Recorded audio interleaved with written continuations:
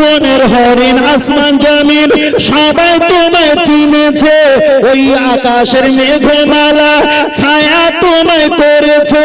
মিশকে আতর যার গায়ের ওই ঘাম, মিশকে আতর যার গায়ের ওই ঘাম, তোমার কদমে মোর হাজার সালাম, তোমার কদমে মোর হাজার সালাম। আখরি রসুল তুমি নবী আকরাম, তোমার কদমে মোর হাজার সালাম, তোমার কদমে মোর হাজার সালাম। আবু বকর উসমান ওমর সবাই তোমায় দিবানা, গরম পাথর বুকে বেলাল কিন্তু নবীজিকে ভোলে না। অন্তরে গেঁথেছিল নূর নবীর নাম, অন্তরে গেঁথেছিল নূর নবীর নাম, তোমার কদমে মোর হাজার সালাম, তোমার কদমে মোর হাজার সালাম। আখরি রসুল তুমি নবী আকরাম, তোমার কদমে মোর হাজার সালাম, তোমার কদমে মোর হাজার সালাম। বড় চড়ে দয়ার নবী মিরাজেতে গিয়েছে, পায়ের ধুলায় আল্লাহর আরশ ধন্য সেদিন হয়েছে।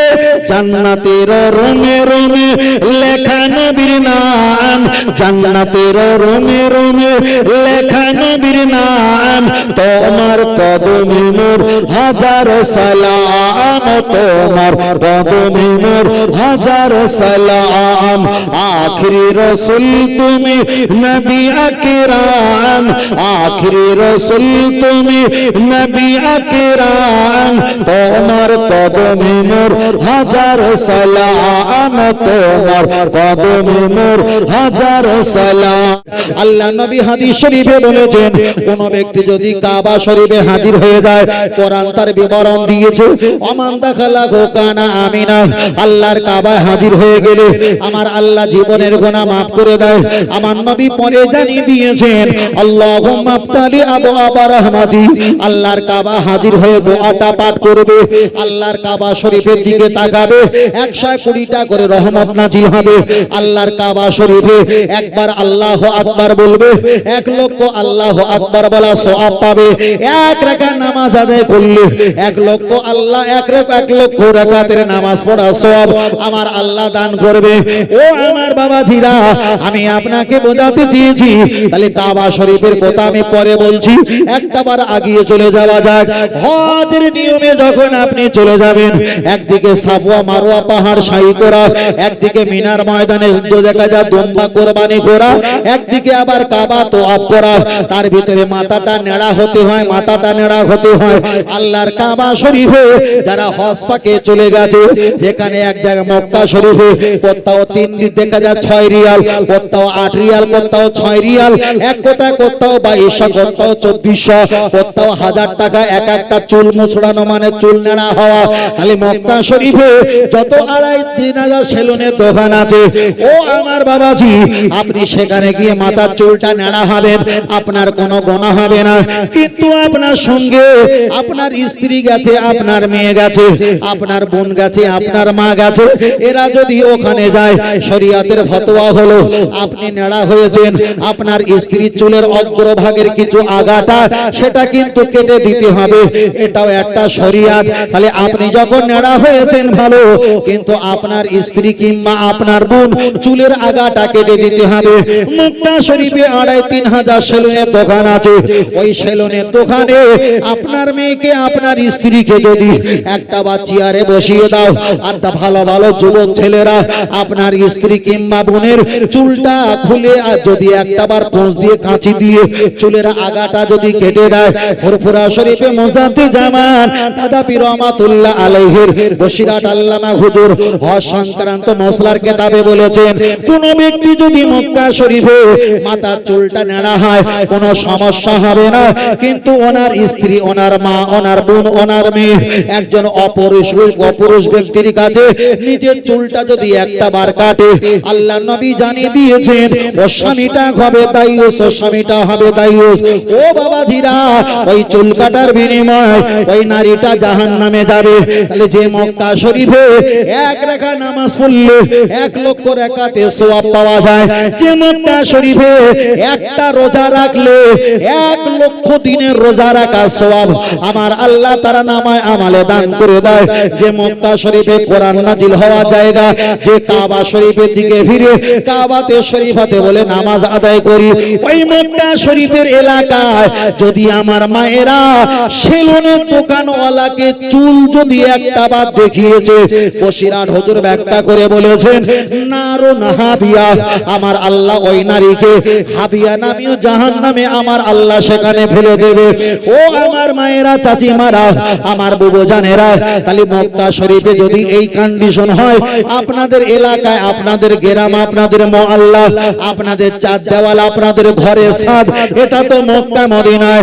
মক্কা মদিনা শরীফে একটা অপুরুষ ব্যক্তি যদি চুলের আগা দেখে যদি কেটে দেয়, হাত লাগায় কিংবা নজরে যদি দেখতে পায়, এর জন্য যদি ওই মহিলাটা হাবিয়া নামীয় জাহান্নামের ঠিকানা হয়, আমার মায়েরা, এরা কলকাতা বিভিন্ন জায়গায় সাইকেলে, বাইকে কিংবা 4 চাকায়, এরা রেস্টুরেন্ট, বিভিন্ন হসপিটাল, নাইব নার্সিং হোম, বিভিন্ন ডাক্তার, বিভিন্ন চেকআপ, বিভিন্ন কেনাকাটায় এরা ব্যস্ত হয়ে যখন চলে যায়, এদের বিবিনি করা চুল, এদের শ্যাম্পু করা ক্লিনিক প্লাস মাখা চুল আর কোন অপুরুষ ব্যক্তি যদি দেখতে পায়, আল্লাহ জান্নাতে লেখা থাকবে না যে শুধু জান্নাতে যেতে পারবে না, এটা লেখা থাকবে না জান্নাতে, এটা থাকবে না যে ব্যভিচারিণী জান্নাতে যেতে পারবে না, এটা লেখা থাকবে না যে হত্যাকারী তিনি জান্নাতে যেতে পারবে না।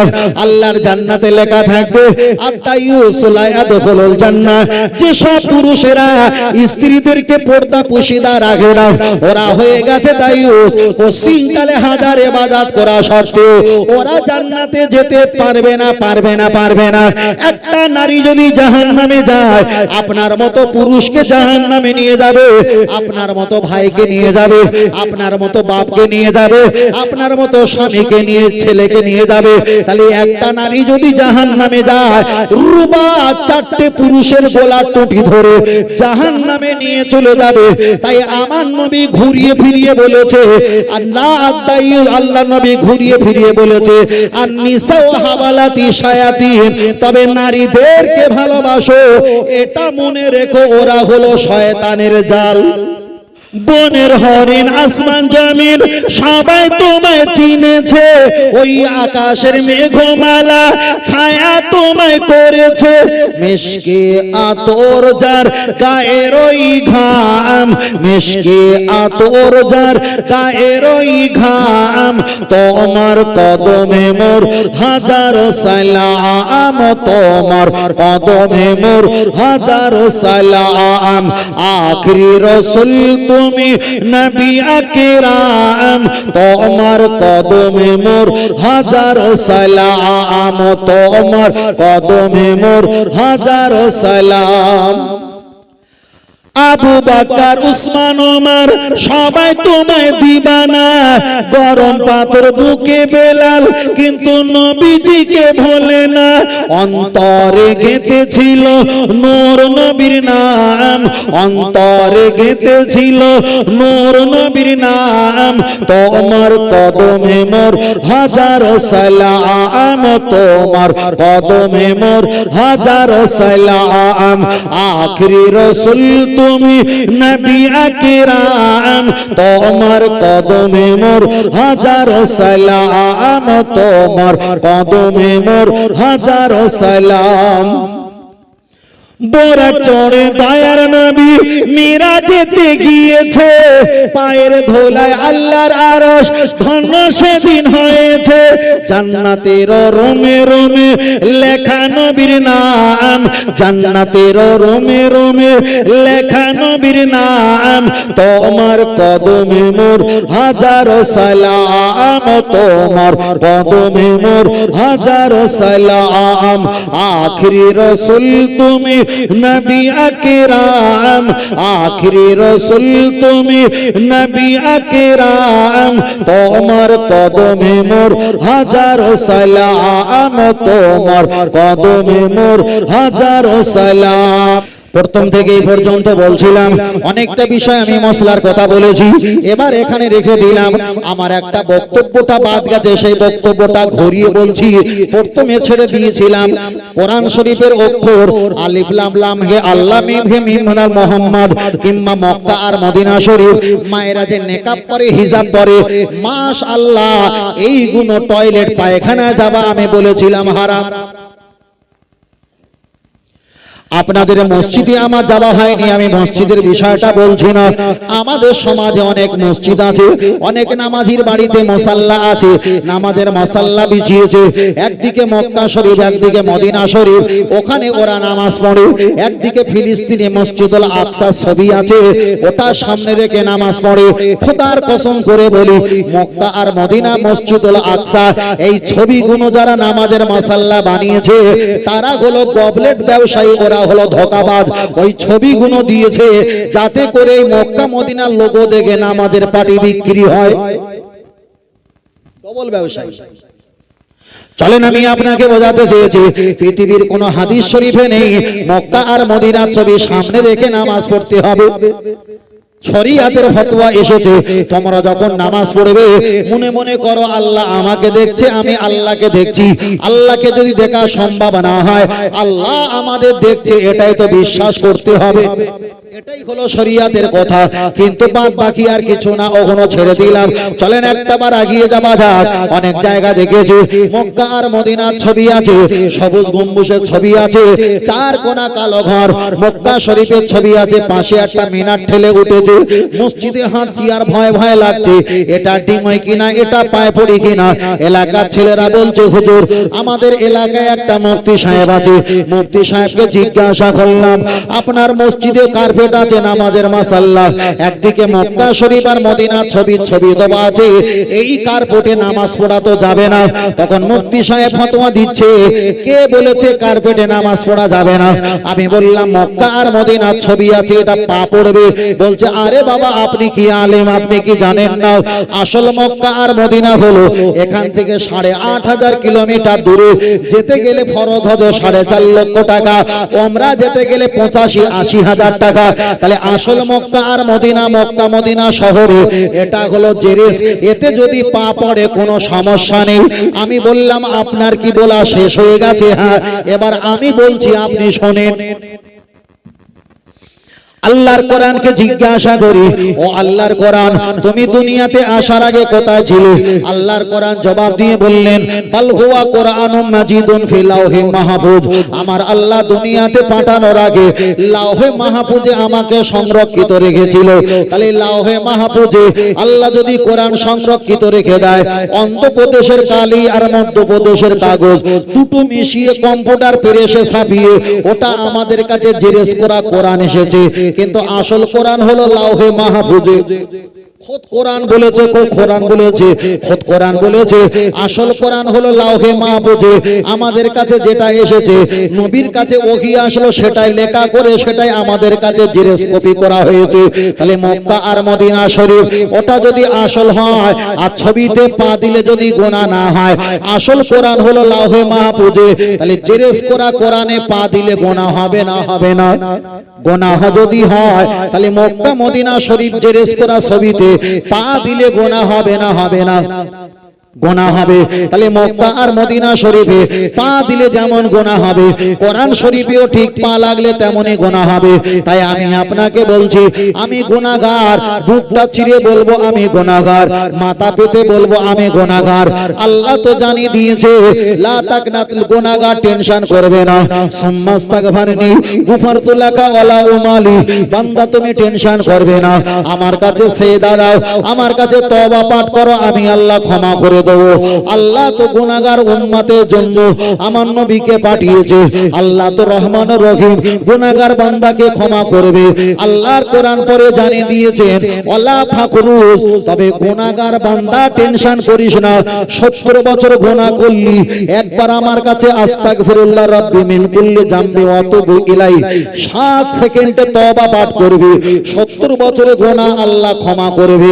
কিন্তু বিয়াদবকে আমার আল্লাহ ক্ষমা করবে না, করবে না। তাহলে কোরআন যারা মক্কা আর মদিনা শরীফে নামাজ পড়তে গিয়ে হাঁটু দুমদাম দুমদাম করে যারা লাগায়, মক্কা আর মদিনা ছবি ছবি থাকে, আসর আর ফজরের নামাজের পর বেঁকে বসতে গেলে তোলা সাইডটা তার উপরে পড়ে, তারাই তো কখনো ভালো ব্যক্তি নয়, তারাই তো হলো বিয়াদব ব্যক্তি। আর কোরআন বলেছে বিয়াদবের কোনো ক্ষমা নাই। তবে যারা নামাজ পড়ে না, কোরআন তাদের দিকে বলেছে, যারা গুনাহগার তোদের কোনো টেনশন নাই, আমি আল্লাহ ক্ষমা করে দিতে পারি। আরেকটু জোরে হবে না? কত মানুষ দেখবে, কত মানুষ দেখবে। আমরা নবী পাকের নাম শুনে চুমু খাই না বাবু? আপনারা আমরা খাই না অনেক সময়, এটা দুর্বলতা, এটা আমাদের অলসতা, আল্লাহ মাফ করুক। কিন্তু খাওয়ার পক্ষে না বিপক্ষে? পক্ষে। তাই একজন আমাকে হুগলি লোবাপুরের ওই সাইডে জিজ্ঞাসা করেছে যে হুজুর নবী বড় না আল্লাহ বড়? আমি বললাম কেন, আল্লাহ আকবার, আল্লাহ সবচেয়ে জিয়াদা, আল্লাহ মহান, আল্লাহ বড়। তা বলে আল্লাহ যদি বড় হয়, আল্লাহর পরে যদি নবীর সম্মান হয়, তাহলে নবীর নাম একবার শুনে চুমু খেয়েছিল কবার? স্টেজে বসে তাহলে 3 বার খেয়েছি। তা বলছে আল্লাহ তাহলে বড়, আল্লাহর নাম একবার নিলে কবার খেতে হয় বলো দিনই? তাহলে হিসেব বলে তো 3 3 কে 9 বার। তা বলছে তাহলে আপনি আল্লাহর নাম শুনে একবারও চুমু খেলেন না, নবীর নাম শুনে 3 বার চুমু খেয়েছেন, আপনি ঠিক করেছেন? আলি হ্যাঁ ঠিক করেছি। তা বলছে কি করে? আলি এলাফতিক দেবো না হ্যাঁফতিক দেবো? হ্যাঁফতিক দিলে একটু ধীরে ধীরে কাজ হয়, এলাফতিক দিলে তাড়াতাড়ি কাজ হয় তো নাকি না দেরি হয়? তাড়াতাড়ি কাজ হয়। তা আমি বললাম শোনেন, যদি নবী, যদি আল্লাহর পরে নবীর মর্যাদা, নবীর নামে একবার শুনে যদি 3 বার চুমু খাই, এটাই যদি তোমার কাছে খারাপ লাগে, তাহলে আল্লাহর নাম শুনে 3 3 9 বার খেতে হবে, তারপর তোমার মন ভরবে? বলছে হ্যাঁ। তাহলে আল্লাহ বড় কেন, আল্লাহর নাম 3 3 9 বার খেতে হবে? এখন নতুন যারা বিবাহ করে শ্বশুর বাড়ি যায়, শ্বশুর বাড়ি গেলে বড় হলে সম্বন্ধী, ছোট হলে শালা বাবু বলে না, বলে না? আরে বিয়ে কি আমরা কি একা করে, আপনারা করেন না নাকি? বড় হলে সম্বন্ধী বলে, ছোট হলে শালাবাবু বলে। এখন শালাবাবু 8 বছরের বাচ্চা, 6 বছরের বাচ্চা, তাকে আপনি জড়িয়ে ধরেছেন, 500 টাকা দিয়ে একটা শালাবাবুকে চুমু খেয়েছেন, পর্দার আড়াল থেকে শাশুড়ি মা দেখে খুশি হবে না রেগে যাবে? খুশি হবে। আচ্ছা শালা বড় না শাশুড়ি বড়?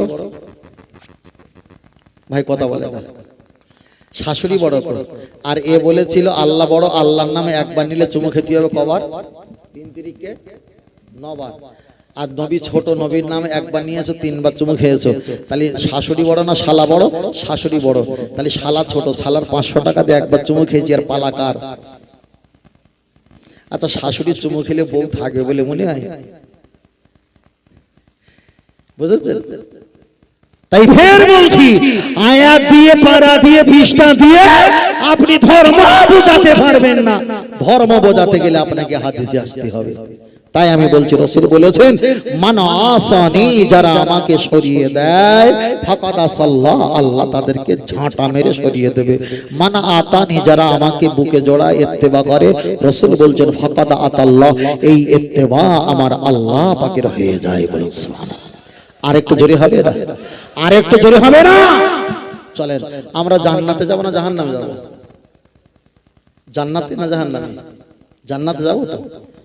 আমার মনে মনে হয় জান্নাতে যদি আমরা না যাই, কোন নবীর উম্মত যায় শুধু হাতা গুটি রেডি হয়ে থাকবো। আমরা শীতের সময় উজু করেছি কষ্ট করে, এত কষ্ট করে উজু করেছি, নামাজ পড়েছি, পেটে ভাত নেই, ইমাম সাহেব তারাবি নামাজ শুরু করেছে, তা করেছে একদিনে 5 পারা মেরেছে। কপারা 5 পারা। তারপর দিন ইমাম সাহেব বললাম তোমার খেয়ে দে কাজ আছে, পেটে একটা ভাত নিয়ে 5 পারা ঝেঁকেছো। বলছে ভাই লাস্টের দিকে আরো ডাউন হয়ে যাবে, ওই জন্য পড়তে আমি বেশি বেশি মেরে দিয়েছি। কথা বোঝেন না? আচ্ছা এত কষ্ট করার পরে যদি আল্লাহ জাহান্নামে দেয়, আমাদের দুঃখ আর শেষ আছে বলে মনে হয়? তাই মনে করি জান্নাতে যদি আমাদের নবীর উম্মত আমরা যদি না যাই, কেটা জান্নাতে যায় এটাও কিন্তু আমরা লক্ষ্য রাখবো। ফের বলছি আমরা জান্নাত পাবো না? বলেন ইনশাআল্লাহ পাবো। কোরআন বলে দিয়েছেন ইউসিকুমুল্লাহু ফি আওলাদিকুম লিযাকারি মিসলু হাজ্জিল উনসাইন। তোমাদের বাপ মা মারা গেলে সন্তানি বাপ মায়ের সমান সম্পত্তি পাবে, কম হোক আর বেশি হোক। ঘোষণাকার তাহলে বাপ মা সম্পত্তি পাবে, ঘোষণাকার আল্লাহরে জিজ্ঞেস করি আল্লাহ আমাদের বাপের নাম কি বলেন তিনি? আল্লাহ বলবে কেন নবী আদম? আল্লাহ আমার আব্বাকে আপনি জান্নাত দিয়েছিলেন নাকি? আল্লাহ বলবে হ্যাঁ। আল্লাহ বাপের সম্পত্তি কে পাবে? কেন ছেলেরা পাবে? আল্লাহ নবী আদমের আমরা কে হই? আমরা তো ছেলে মেয়ে। এখন এই জান্নাতের ভাগ কে নেবে? পাবো না? পাবো। তাই আল্লাহ বলেছেন লা তাকনাতু মির রাহমাতিল্লাহ। তোরা যতই মারধর খাস খবরদার টেনশন করবি না, আমার রহমতের আশা করবি, একদিন তোদের রহমত জান্নাত নসিব করে দেবো। জোরে বলেছে। এই কথাটা যদি আল্লাহ না বলতেন, মনে হচ্ছে আমরা নামাজ কালাম পড়তাম না, শুধু দৌড়াতাম যে হয়ে গেছে খেলা শেষ, আর পড়ে বা কি করবো, মার তো খেতে হবে। শুধু এইটা বলেছে বলে বেঁচে গেছে। আল্লাহু আকবার। আল্লাহ চলেন আমি আপনাকে বোঝাতে চেয়েছি, লক্ষ্য করে দেখা যায় নবী আদম আলাইহিস সালামের কথা বলতে বলতে বিষয়টা আমি অনেকটা ঘুরিয়ে বললাম। তারপরে আমি আপনাদের কাছে বলেছিলাম আমার মায়েদের পর্দা সম্পর্কে বলেছিলাম। তাহলে মক্কা শরীফে আপনি হজ পাকে চলে যাবেন, আপনার মেয়েকে, আপনার স্ত্রীকে, আপনার বোনকে, আপনার মাকে আল্লাহর কাবা শরীফে চলে যাবেন, সেখানে গিয়ে চুল কাটবেন। কিন্তু আপনার কোন পরিবার মেয়ের যদি চুলটা অপুরুষ ব্যক্তি যদি দেখতে পায়, বশিরার হুজুর হজ সংক্রান্ত মসলার কিতাবে বলেছেন নারুন হাবিয়া, ওই ব্যক্তিকে আমার আল্লাহ হাবিয়া নামীয় জাহান্নামে নিয়ে যাবে। আমি মায়েদের চুলের দেখানোর কথাটা আমি ভুলে গেলাম, ওটা আমি রেখে দিলাম। চলেন এবার কাবা শরীফে চলে যাওয়া যাক। আল্লাহর কোরআন জানিয়ে দিয়েছেন ওমান দাখালাহু কানা আমিনা। আল্লাহর কাবা শরীফে কোন ব্যক্তি যদি হাজির হয়ে যায়, আমার আল্লাহ জিন্দেগির গুনাহটাকে maaf করে দেয়। আমি কাবার বর্ণনা অনেক বলেছি, আমার আর বলার মতো অবকাশ নেই। ও আমার বাবাজিরা, আপনি কাবা শরীফটা তওয়াফ করবেন। ইন্নী উরিতু তওয়াফ ফায়াসির ওয়া তাকাব্বালহু মিন্নি। আল্লাহর কাবাটা 7 বার তওয়াফ করবেন। 7 বার প্রদক্ষিণ করলে এক একটা 7 বার 7 রকম দোয়া বলতে হয়। যাক আমার ওদিকে যাওয়ার প্রয়োজন নেই। আল্লাহর কাবা শরীফে গিয়ে ও আমার চাচাজি তুমি তাসবিহ পাঠ করলে আল্লাহুম্মা লাব্বাইক লাব্বাইক লা শারীকা লাকা ইন্নাল হামদা ওয়ান নি'মাতা লাকা। আপনি জোরে জোরে জোরে জোরে জোরে জোরে আপনি তাসবিহ পাঠ করবেন, এতে কোনো সমস্যা নেই। আপনি আল্লাহ নামে তাসবিহ পাঠ করবেন, এটা ভালো ভালো ভালো ভালো। কিন্তু লক্ষ্য করে দেখা যায় আপনার সঙ্গে আপনার মেয়ে আছে, আপনার বিবি আছে, আপনার স্ত্রী আছে, আপনার বোন আছে, এরা যদি আপনার মতো কণ্ঠ দিয়ে আল্লাহুম্মা লাব্বাইক লাব্বাইক লা শারীকা লাকা, আপনার মতো কণ্ঠ দিয়ে এরা যদি আপনার মতো আওয়াজ দিয়ে যদি আল্লাহ তাসবিহ পাঠ করে, গল্প নয়, হাসি নয়, ঠাট্টা নয়, বিদ্রুপ নয়, অট্ট হাসি নয়, আল্লাহ তাসবিহ যদি জোরে পড়ে আর ডান দিকে বাম দিকে সামনে পিছনে পৃথিবীর অগণিত ব্যক্তিরা তারা কাবা তওয়াফ করে, তোমার স্ত্রী, তোমার বোন, তোমার মায়ের কণ্ঠের আওয়াজ ওদের কানে যদি একটা বার পৌঁছে যায়, ও বাবাজিরা তুমি হয়ে যাবে দায়ুস, তোমার স্ত্রী হবে জাহান্নামী।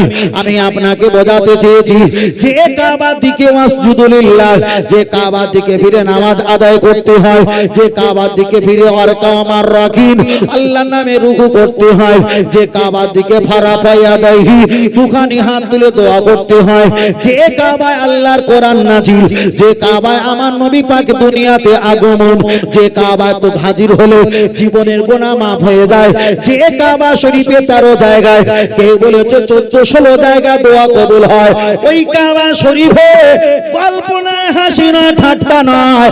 আল্লাহ তসবিহ যদি একটা নারী জোরে পড়ে, ওই জোরে পড়ার কণ্ঠের আওয়াজ অপুরুষ ব্যক্তি যদি শুনতে পায়, ওই ব্যক্তি জিহ্বাটা নিয়ে আমার আল্লাহ জাহান্নামে সেখানে পুঁতে দেবেন। ও আমার মায়েরা, চাচিরা, আমার বুবু জানেরা, কোন আলেম কি বলেছে আমার জানার প্রয়োজন নাই। আমি আপনাকে বলতে চেয়েছি, আপনি মোবাইলে কথা বলবেন, আপনার ছেলেকে ডাকাডাকি করবেন, আপনার আত্মীয়কে ডাকাডাকি করবেন, কিন্তু আপনার কণ্ঠ যদি একটা বার জোর হয় আর অপুরুষ ব্যক্তি যদি শুনতে পায়, আপনার কণ্ঠটার জিহ্বা টেনে আমার আল্লাহ জাহান্নামে পুঁতে দেবে। একটা বার হিসাব করে দেখেন, হয়তো আমরা পৃথিবীর জমিনে বাঁচবো 60 বছর।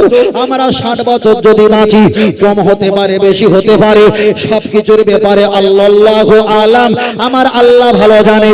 আমরা যদি 60 বছর বাঁচি, এখানে যারা বসে আছি কারোর বয়স 55-60 হয়ে গেছে, কারো 40-38, কারো 24-28 হয়ে গেছে। তো 60 বছর যদি 60 বছর যদি আমরা 2 দিনে ভাগ করি, অলরেডি আমাদের একদিন হয়ে গেছে, বাকি আছে একদিন। কারো হয়তো সকাল 10টা, কারো হয়তো দুপুর 1টা, কারো হয়তো বিকাল 3টা, কারো হয়তো বিকাল 4টা, আবার কারো হয়তো সন্ধ্যা মাগরিব অন্ধকার চলে এলো। ও বাবাজিরা, একটা বাইকে যদি অনেক তেল থাকে, কলকাতার বহু জায়গা ঘোরা যায়, কিন্তু 100 গ্রাম তেল থাকলে ওই বাইকটা নিয়ে আর বেশি দূর যাওয়া সম্ভব নয়। খালি যাদের হায়াত বেশি আছে, যাদের বয়স অল্প, তারা বদমাইশ করলে অনেকটা মানিয়ে নেওয়া যায়, কিন্তু যাদের হায়াতের তেলটা একেবারে অল্প, তারা বদমাইশ করলে মানিয়ে নেওয়া সম্ভব নয়। তাই আমি আপনাকে বোঝাতে চেয়েছি, আপনার বয়স যত বাড়বে, আপনার বন্ধুত্ব কমে যাবে, আপনার আত্মীয়তা বন্ধন কমে যাবে, আপনার মুখের হাসি কমে যাবে, আপনার ঘুম কমে যাবে, আপনার আনন্দ কমে যাবে, আপনার শান্তি চলে যাবে, টেনশন বেড়ে যাবে। ও আমার চাচাজি, আপনি যে চেয়ারে বসেছিলেন, আপনি মারা যাবার পর ওই চেয়ারটা আর একজন দখল করবে। আপনি যে মোবাইলটা কথা বলতেন, মারা গেলে আপনার বড় নাতি ওই মোবাইলটা দখল করে নেবে। চাচাজি, আপনি যে বেডরুমে যে আপনি জায়গা খাটে ঘুমাতেন ঘুম, ওই মারা যাবার পর ওই খাটা রুমটা আপনার বড় নাতি মেয়ের ঘরের মেয়ে দখল করে নেবে। আপনার গায়ে যে জামা ছিল, আপনার বড় ছেলে এলাকার ভিক্ষুক, তারা দখল করে নেবে। আপনার যে জমি জায়গা ছিল, সব কোটা দলিল পত্র রেকর্ড হয়ে নামগুলো আলাদা আলাদা ভাগে পর্চা তৈরি হয়ে যাবে। আপনার যে দোকান ছিল, আপনি মারা গেলে ওই দোকানটা আর একটা মালিককে দেওয়া হবে। সব কিছু চলে যাবে, আপনার বলে কিছুই থাকবে না। ও আমার চাচাজি, আপনি যদি দুনিয়ার হায়াতে বেঁচে থাকো, আপনি একদিন যদি মারা যাও, ওই কবরটা দেওয়ার পর 20 বছর পর এলাকায় এত পরিমাণ মানুষের সংখ্যা বেশি হবে, ওই কবরের উপরে আবার একটা কবর দেওয়া হবে। 20 বছর পর আপনার কবরটার নিশানা থাকবে না, আর নিশানাটা ভুলে যাবে। তাই আমি আপনাকে বোঝাতে চেয়েছি, মান আরাফা নাফসাহু ফাকাদ আরাফা রাব্বাহু। যে ব্যক্তি নিজে নিজেকে চিনল, সেই ব্যক্তি আল্লাহকে চিনতে পারবে। তাই আমি বুঝতে পেরেছি, আপনারা ভুলে যান আপনাদের বন্ধু বান্ধবের কথা, ভুলে যাও মার্কেট বাজারের কথা, ভুলে যাও ব্যবসা বাণিজ্য কথা। যারা ছেলে আছে, পরিবার আছে, তাদের হাতে তুলে দাও। বসে বসে বসে বসে ঠোঁট দুটো এক জায়গায় মিলিয়ে রাখবে, আর ভিতরে জিহ্বাটা নাড়া দিয়ে লা ইলাহা ইল্লাল্লাহ জিকির করেন। আল্লাহুম্মা সাল্লি আলা সাইয়্যিদিনা মুহাম্মদ আন-নাবিয়্যিল উম্মি ওয়া আলিহি ওয়া সাল্লিম দরুদ শরীফ পাঠ করেন, কিংবা আস্তাগফিরুল্লাহ রাব্বি মিন কুল্লি যামবি ওয়া আতুবু ইলাই, আপনি তওবা পাঠ করেন। কেন একদিন আপনাকে আমাকে চলে যেতে হবে। দুনিয়া থেকে বিদায় নেওয়ার পর কবরে যখন চলে যাবে, আমার আল্লাহ জিজ্ঞাসা করবে, ও আমার বান্দা, তুমি বলো আমি তোমার অল উমরিহি ফিমা আফনাহু, আমি তোমার বয়ে দিয়েছিলাম, তোমার বয়সটা কোন কাজে ব্যয় করেছো? তখন আমরা লাজবাব হয়ে যাব। তাই আমি বারবার করে বলতে চেয়েছি, জীবন মরণে আজকের মাথায় টুপি নেই, হয়তো আগামী দিন টুপি আসতে পারে। আজকের মুখে দাড়ি নেই, আগামী দিন দাড়ি আসতে পারে। আজকের নামাজ নেই, আগামী দিন দাড়ি আসতে পারে। কিন্তু নবীকে ভোলা যাবে না, যাবে না, যাবে না। আপনি যখন কবরে চলে যাবেন, কবরে যাওয়ার পর প্রথমে জিজ্ঞাসা করবে, মার রব্বুকা, তোমার রবকে? আপনি বলবেন আমার রব হলো আল্লাহ। আল্লাহকে আল্লাহ বলার পর আমার ফরজ, আল্লাহর ফেরেশতা আপনার কোনো উপকার করবে না। আবার সওয়াল চলবে, আমার দিন ওকা, তোমার দিন কি? আপনি আপনি বলবেন দিন হলো ইসলাম, তাতেও কোনো উপকার হবে না। লাস্টে হবে ফাইনাল পরীক্ষা, জিজ্ঞাসা করবে আমার নবী ওকা তোমার নবীকে। আপনি যদি নবীর মহব্বতটা কলবে অন্তরে হৃদয়ে যদি একটা বার রাখতে পারেন, তাবলীগ জামাতের বড় একটা হুজুর হাজী এমদাদুল্লাহ মাহাদারি মাক্কি তিনি বলেছেন প্রতিটা ইমানদারের কবরে আমার নবী হাজির হয়ে যাবে। ওমা কুনতা তাকুন ফি হাক্কি হাজার রাজুল, তুমি দেখিয়ে দেবে হাজা মুহাম্মাদুর রাসূলুল্লাহ, এই তো সেই আমার নবী। তাহলে কবরে যদি আপনি নবী পাও সেখানে আল্লাহ পাবে। তাই একটাই কথা আগে বলেছিলাম, আবার ঘুরিয়ে বলছি, আল্লাহ মানলে নবী মানা নয়, বরং নবী মানলে আল্লাহর সমস্ত হুকুম এবং আল্লাহকে মানা হয়। আর একটু জোরে হবে না, আর একটু জোরে হবে না, আর একটু জোরে বলে সুবহানাল্লাহ। আল্লাহ আমাদের কবুল করেন, বলো না আমিন। আর একটু জোরে হবে না? তাহলে ফের বলছি, আমরা একদিন চলে যাব তো।